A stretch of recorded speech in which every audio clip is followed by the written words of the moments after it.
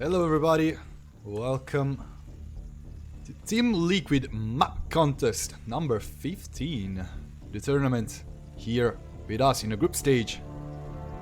Two incredible players facing off each other. Let's start with the blue Terran in the bottom left hand corner. Makes a noise for innovation.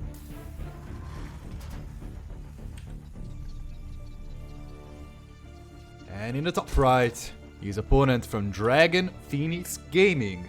It is Rogue. We're here on the map of Aqueducts. Aqueducts? Yeah, that word. Anyway, it looks like it's supposed to be a fairly short map. One way to discern a big map from a small map, it's just look at the mineral patches on the map, and you can see that these ones are pretty big, so it makes for a short map, or a small map, mostly. Also, aside from that, it doesn't really look like there are many bases. Most of them are very close together, like... It's not a thing that you can see very often. Two bases which they can see gas from one another. That's very close. And here we have a ZVT on a small map to see how this is going, which is very exciting to me, especially with one player who's a little bit more aggressive in Rogue, who can also play incredibly long macro games without really breaking a sweat. On the other side, his name may be Innovation, but yeah, he's not the most innovative player we've ever seen. Of course, a very by-the-book player. Not by chance. He has been called the machine for so long. And we're not seeing anything too crazy in this game as well. 6 lanes has become something Rogue does almost every single game. I've seen Raynor do this a couple times. Most other Zergs still default to the standard of 4. It looks like 6 is a little bit better at keeping the Reaper at bay without really putting a lot of micro into this, which I do like better. I do think it's a good develop, since pretty much everyone has become a little bit too good at using the Reaper, so... And this map, it looks like the Reaper Cliff is a little bit too good. It's a good choice by Rogue to send the Overlord on this path to be aware of the position of this Reaper and react with the Queen properly. As you can see, being too close means this Reaper has a very easy time around everything. That might be a problem on... some cases, especially rushes with Rex. But it does look like Rogue is stabilizing and is going for OV speed, which is something I really like on a short map. It's really clever, because Overlord are oftentimes going to be threatened by drops or other things, and of course having them be fast enough to get cascading is going to be very important. I do also like the fusion core play from Innovation.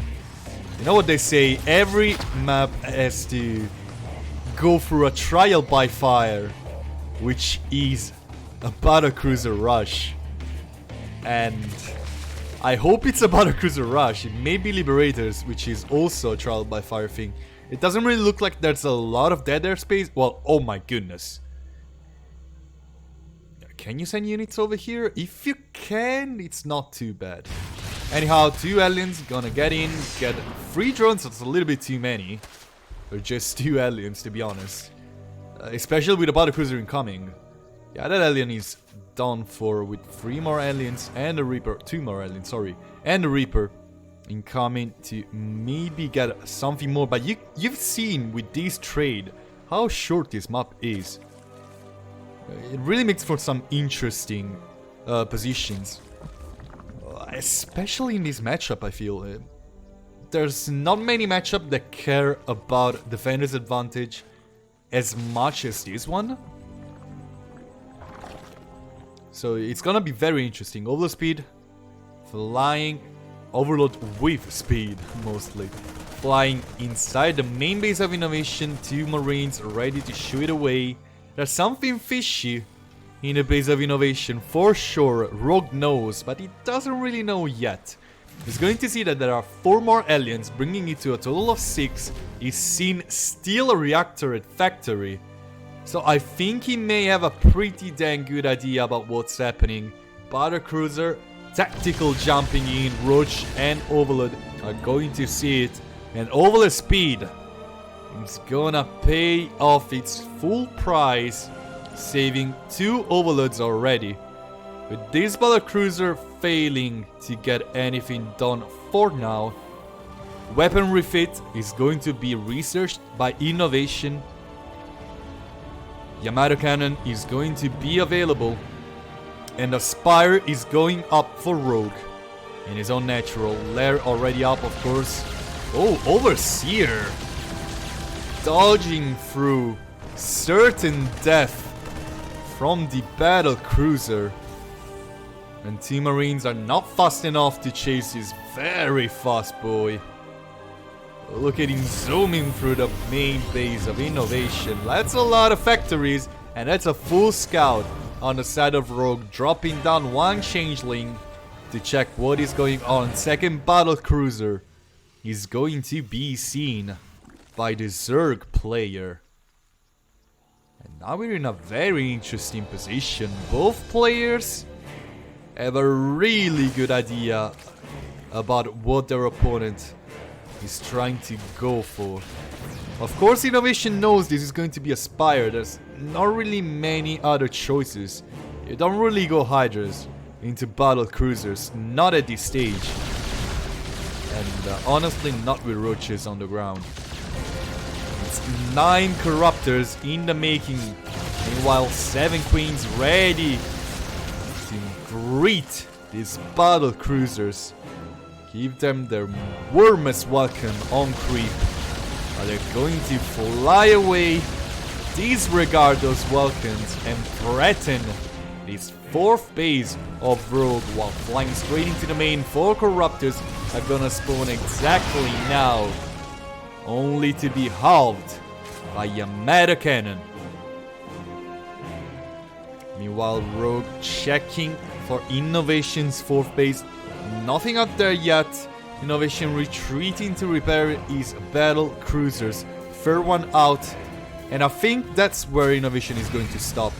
He's going to rely mostly on his mech army, and that's not something we've seen often coming from Innovation. I'm very excited to see where this is going into. Of course, we're going to have a long game from now on. This map is very small. Army positioning is not going to be extremely difficult. Mistakes are going to be hard punished. And that means that both players are going to try and play as defensive as possible. Well, not even defensive, just conservative, mostly. Overload is going to be shooed away, actually killed, by the Battlecruisers, meaning that Innovation can safely get his 4th base whenever he wants. Infestation Pit going up as well for Rogue. He wants to get into Parasitic Bomb, and of course Blinding Cloud for those siege tanks. He wants those Vipers out, and I'm not sure about what else he wants to get into. I don't think he wants to get into Lurkers. He would have a Hydra then by now, if you wanted that. You basically have to start the Hive and the Lurkers then at the same time, if you want to go for Lurkers, and you want to get those upgrades as fast as possible, which is not something Rogue is doing. He's going for a push right now.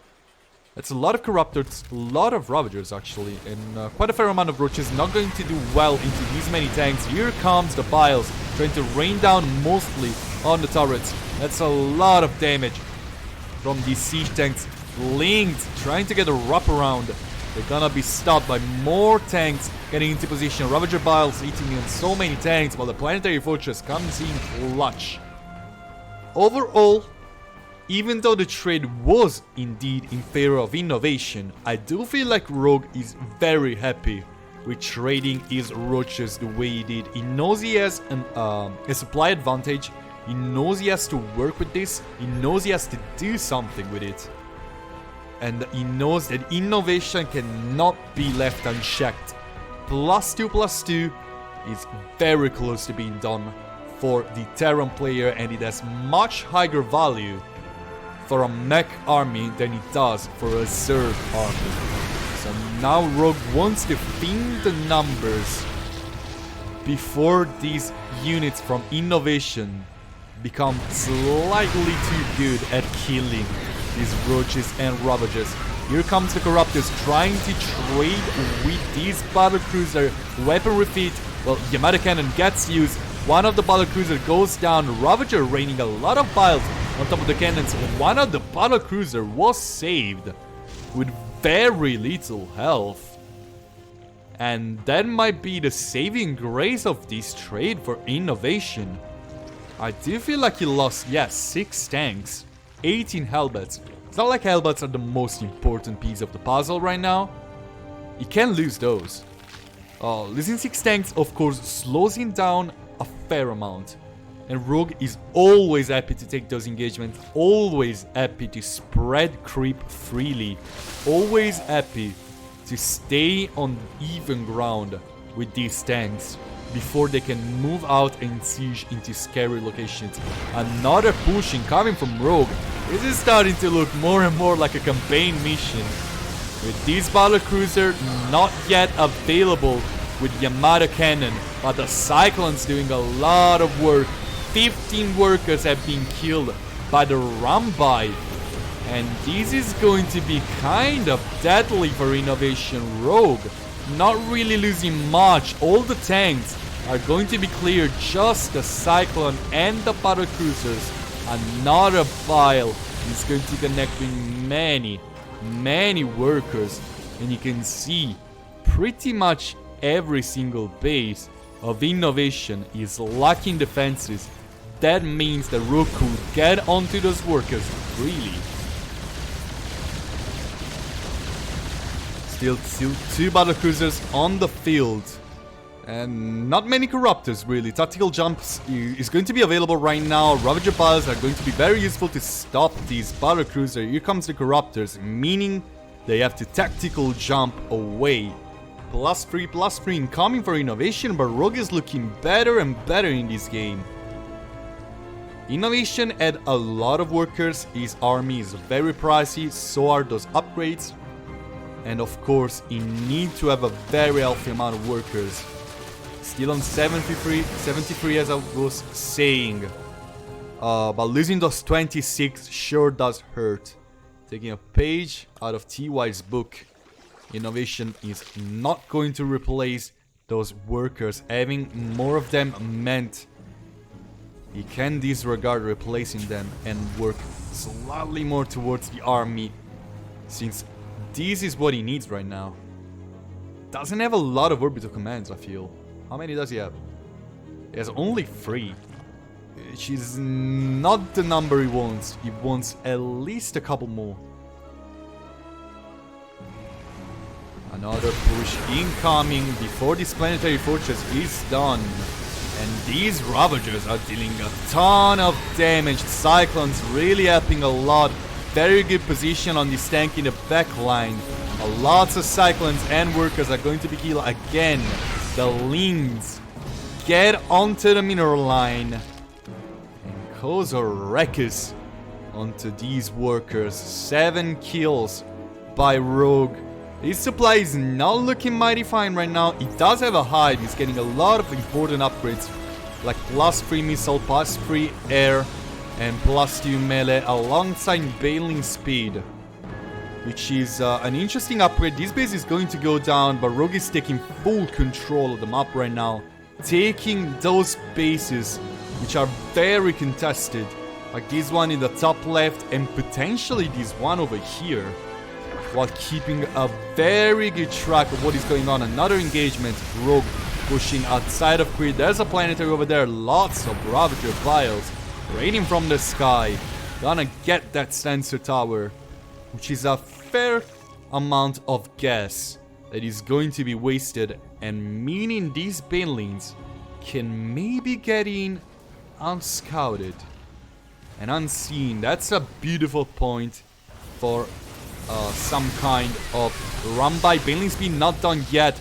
Innovation chooses a very good moment to move out, and finally, for the first time in this game, I feel he's going to be maxed out mostly on Cyclone, mostly on Battle Mech. And of course these tanks are going to try and keep everything at bay, but they're not going to be the main force of innovation. Blue Flame Aliens and Cyclones are going to be the most important pieces of the puzzle. Scaring creep away and killing those tumors one by one is going to be a very important part. The Ravager Biles running on more tanks, more Cyclones, and it does look like Rogue is winning an engagement he wasn't supposed to win. Here comes more Cyclone. The reinforcements have come for innovation. Rogue doesn't really look good on supply. Banelings not really getting any connections. It looks like Rogue is going to replace them with many links, a couple of roaches, and more melee upgrades. Rogue taking this base over here, full control of the map. Right now innovation is not in a very good spot. Rogue can easily stall him out the later game without really breaking a sweat. He has too much resource control.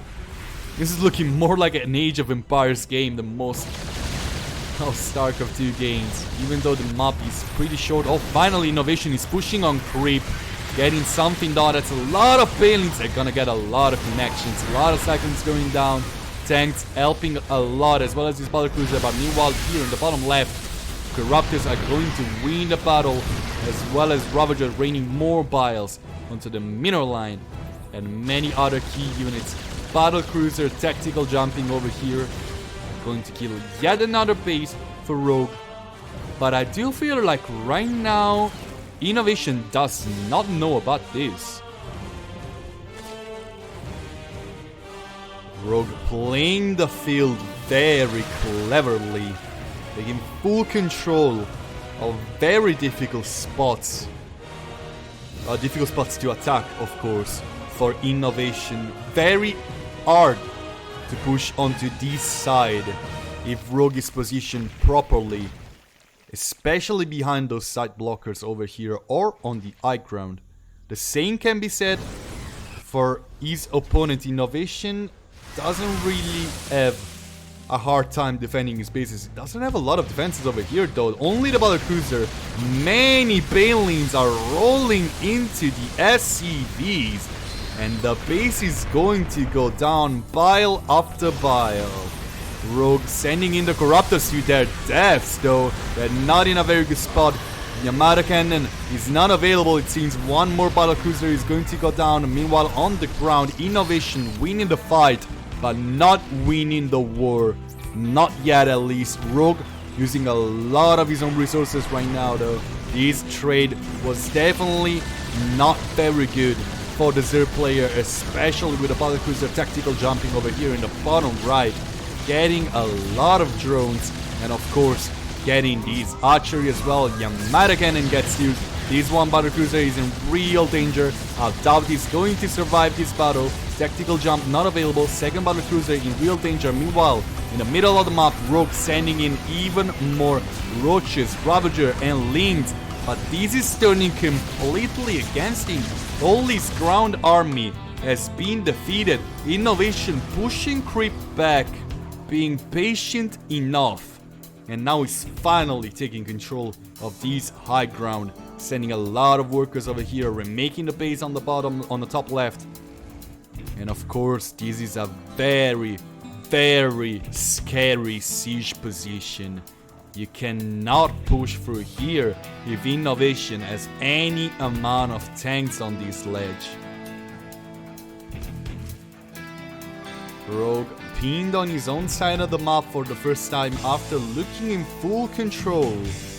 Innovation biting back. Rogue not really getting those high-tech units we expected of him, taking the full Ravager, Baneling, Ling, and Roaches approach without adding in Infestors and or Vipers.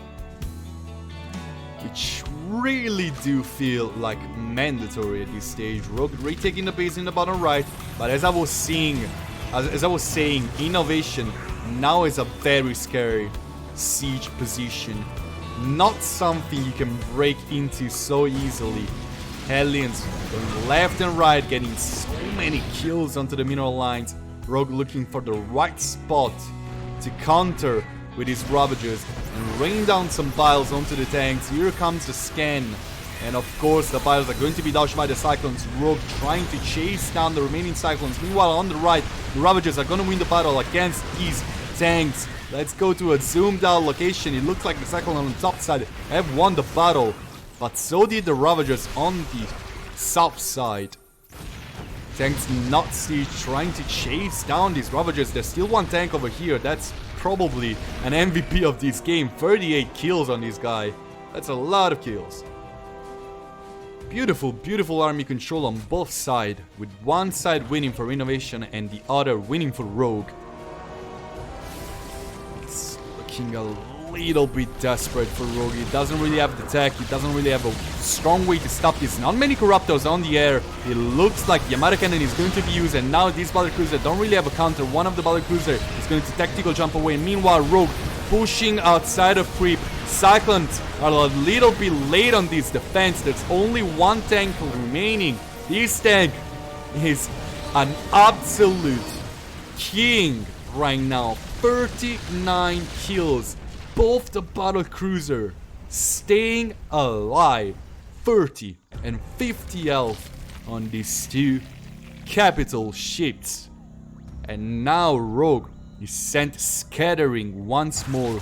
Creep is again very far from Innovation's doorstep, aside from here, which is funny. And to be completely honest, the lack of tech on the side of the Zerg, it's starting to feel a little bit too much. One big engagement might completely change this. If Rogue is able to take a good trade, this might completely turn around. This is still anyone's game to win. Innovation has the tech, Rogue has the ground army. There's not much to stop these Ravagers, just way too many Ravagers. These Battlecruisers are winning the fight against the Queens. Here comes Rogue's last push. Tanks very well positioned on the top right. Meanwhile, Innovation with an Hellion run by, but Rogue simply does not have enough. Innovation takes game number 1 of this series. Time for the second match of this series. Spawning in the bottom right hand corner as the Red Zerg. From Dragon Phoenix Gaming, it is Rogue. And in the opposite corner, currently at match point, from Kai Z Gaming, it is the Blue Terran, Innovation.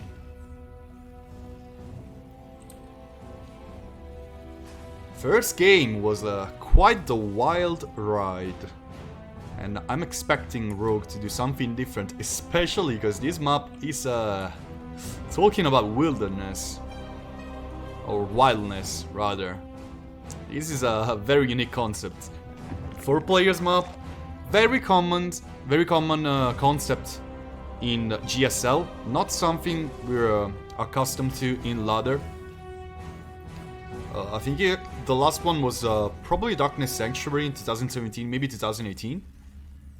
But yeah, that is something you do not see that often in ladder. You'd rather see things like Blackburn, Year Zero, or let me think about it. What other maps do we have? Stasis, I think it was like this, which are fairly large, and there are a lot of bases you can take in many different locations. But it's not something crazy like a 4 players map in which you do not know where your opponent is spawning. You see Rogue sending the Overlords in the 2 corners, closer to his base to check for his opponent location. So does Innovation with these SCV, which is a blind shot but a lucky one nonetheless. He's gonna see exactly at the first scout where his opponent is spawning. He's gonna check the timing of that archery. He's gonna know it's again an early pool. Seen no go for fast Battlecruisers into mech. And I wouldn't be too surprised to see this again, since there might be these mineral walls, but the two bases are very close together. And I'm very curious to check where Rogue is going to expand to. It's the Reaper, sorry, not the Rogue. The Reaper is causing quite a ruckus, knowing the location of his opponent. So easily gonna get one lane before the next two are spawning, before the Queen is spawning. And Rogue, by now, I think he knows where his opponent is. Yes, he checked. He's still gonna keep that overload on the top side of the map to check for any shenanigans. And of course, both the players are going to try to take control of this watchtower in the middle.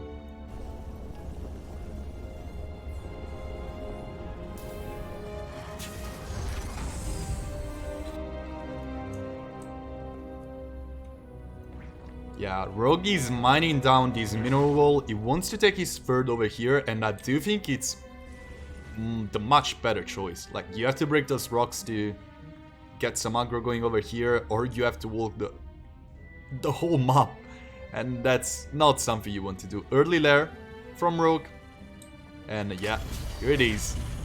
Fusion core from Innovation. Once more, it's going to be some BC action. And it doesn't feel like this time Rogue is going to get any good scouting. Overload speed, not a thing this time. And honestly, it wouldn't have been that bad. This is a big map. Tide Hunter. Quite unique name for quite a unique map. Oh, yeah, the wall is open. Yeah, these aliens are going to deal some serious damage. Oh my goodness, that is game-ending damage, guys. I don't know how Rogue will recover from this on lair tech. Especially since the first BC is incoming and there is a Spire play from Rogue.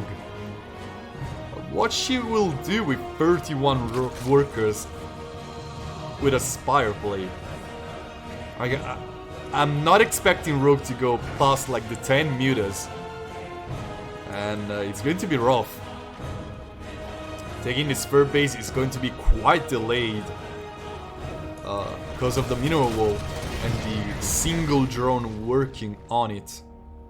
Of course, Rogue is trying to get some scouting information of his own. He's gonna see the third command center.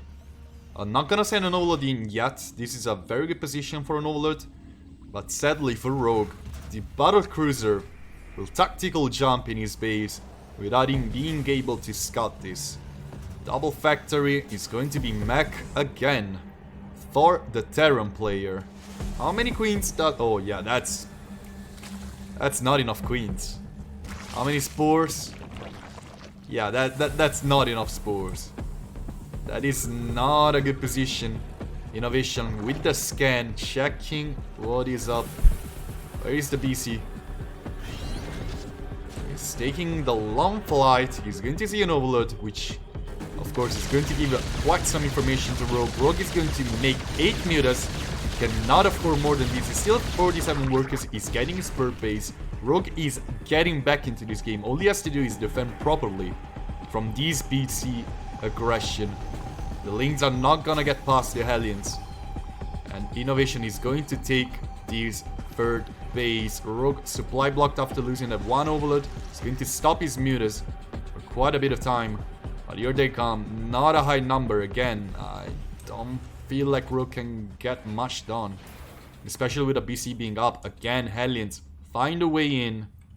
Or will they though? Yeah, they won't find a way in. Queens perfectly placed into the wall. The Hellions are just wasting time. Meanwhile, the mutas here in the natural of Innovation. They're gonna take quite a fair amount of SCVs actually. 7 kills. Only 3 in the end are going to fall. Actually, oh yeah. Yeah, that's 4 mutas. That's a little bit too many. Of course, 14 workers. The links probably helped a lot as well. Meanwhile, on the other side of the map, tactical jump. 15 SCVs had died. But how many drones will die? Transfusion gets used. Weapon repeat not available yet. You cannot get those Yamato cannons. But in the end, 2 queens fall. And it's now time for the mutas to face the wrath of Innovation. Twice in a row. This time it's working better than the first, but still no drone kills. Oh, but not for long it seems, as poor Coroller desperately trying to get into the main, burrow down, and force these PCs away. Oh, wait a second. This one Battlecruiser is getting very, very low. Mutas all in on trying to get this kill, and they will get the kill. In the end, not too shabby of a defense from Rogue. That was a clean defense. He lost quite a bit of queens and mutas, but of course he didn't have much to work with in the first place. Sadly for him, Innovation is going to drop a Yamato Cannon and get yet one more queen, and the damage in the early game was devastating enough for him not to have a lot of resources available. Second BC is going to jump in, actually third BC. He's going to jump in and save the life of his buddy. And Innovation is going to get his upgrades and the third BC. Rogue getting even more mutas, +1 air attack is done for the Zerg player. Mutas chasing down Widowmines. Beautiful burrow from Innovation is going to force the retreat for these mutas, but now Aliens and Cyclones are on the field as well. Rogue fully expanding vertically, which is pretty funny, considering he's going to take one of the spawning locations sooner rather than later. And of course Rogue is going to try to take control of the Watchtower, which is again a pretty important contention point.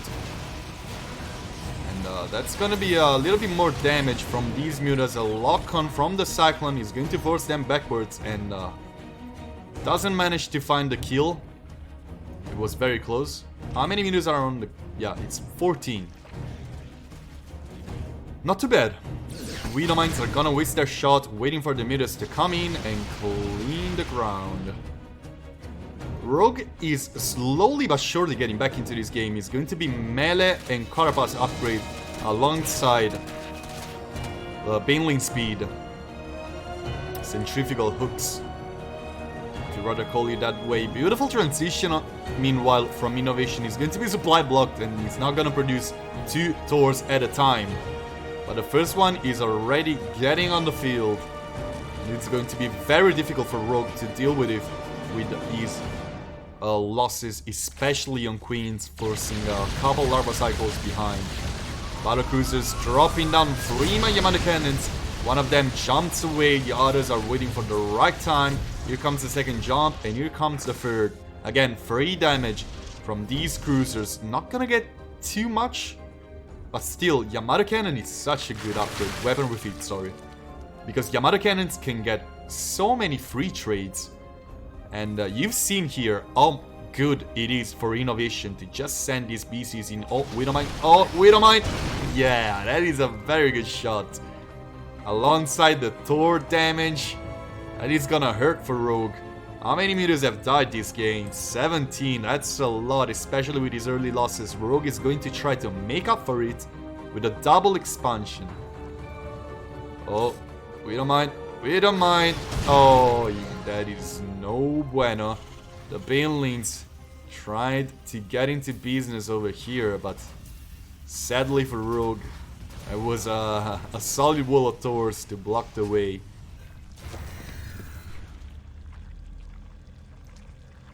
Rogue is taking control of the map.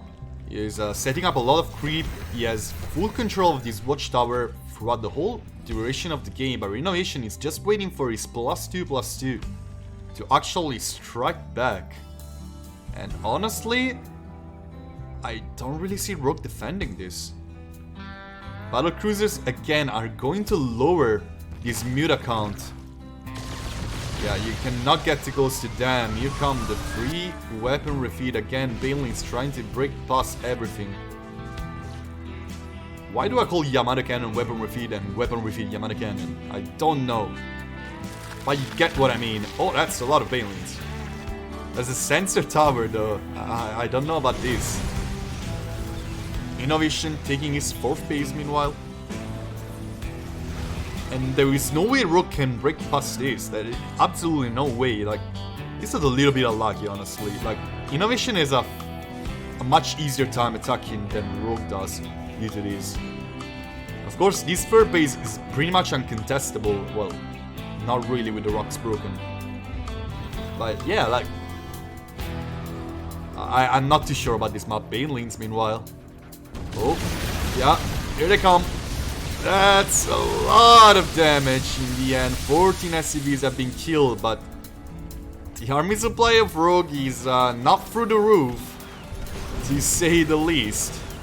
And now Innovation striking on creep, waiting for the rest of the army to catch up. There's a couple Banelings waiting to be done over here. But honestly, Hellbats can get a lot of stuff done. Meanwhile, the Mutas trying to get around, trying to get to the Battlecruisers. Battlecruisers will jump on the rest of the army. Banelings are not gonna complete. Where are the Mutas? They're on the bottom left trying to get this around, but there is nothing on the ground for Rogue. It's 90 army supply, and what there is. Mutas, they're not gonna win the battle against these stores. Hellbats are in the natural, wrecking the economy of Rogue. And now, the army of the Zerg has been completely annihilated. GG got gold. Innovation takes the series.